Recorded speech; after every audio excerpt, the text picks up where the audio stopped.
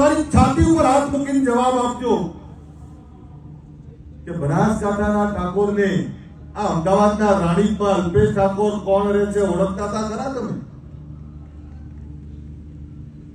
એક તાલુકાના એક ગામથી બીજા ગામના આપણે નતા ઓળખતા, ત્યારે એક તાલુકાથી બીજો તાલુકો અને એક એવો ટણીવાળો સમાજ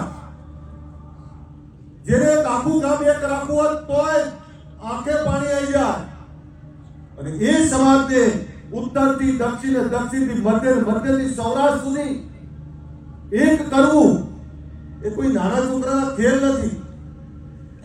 15 વર્ષથી આ સંગઠન ચલાવીએ છીએ, પણ આ સંગઠન 15 વર્ષ થયા બને, પણ મારી સામાજિક સફર તો 25 વર્ષથી ચાલે છે. આ એ જ નેતાઓ છે જેણે લવર મૂછ્યો અલ્પેશ ઠાકોર જોયો હતો. આ એ જ નેતાઓ છે, આ નેતાઓએ એ 50 કિલો વજન વાળો અલ્પેશ ઠાકોર જોયો હતો. આ એ જ નેતાઓ છે જેમની આંગળી પકડીને હું સમાજ સેવાને રાજનીતિ શીખ્યો. આજે એ જ નેતાઓ આપણાને આશીર્વાદને, સહકારને, સમર્થન આપવા આવ્યા છે. આ ધન્યવાદને પાત્ર છે આ તમામ નેતાઓ. તમામ નેતાઓની રાજનીતિક વિચારધારા અલગ છે, પણ સામાજિક વિચારધારા માટે એક મંચ ઉપર બેઠા છે.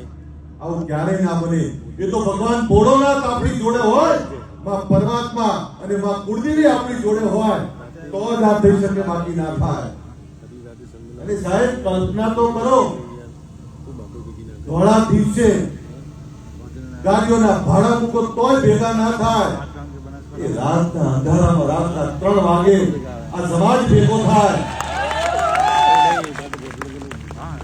જાગ્યો છે સમાજ. કોઈએ મને પૂછ્યું કે રાતના 3 વાગે શું અભ્યુદય છે એનો? અભ્યુદય એનો મતલબ શ્રેષ્ઠ સમય. અભ્યુદય એનો કે હા હવે વ્યસનની સામે જાગ્યા છીએ. એ દિવસ યાદ કરો 2016 26મી જાન્યુઆરી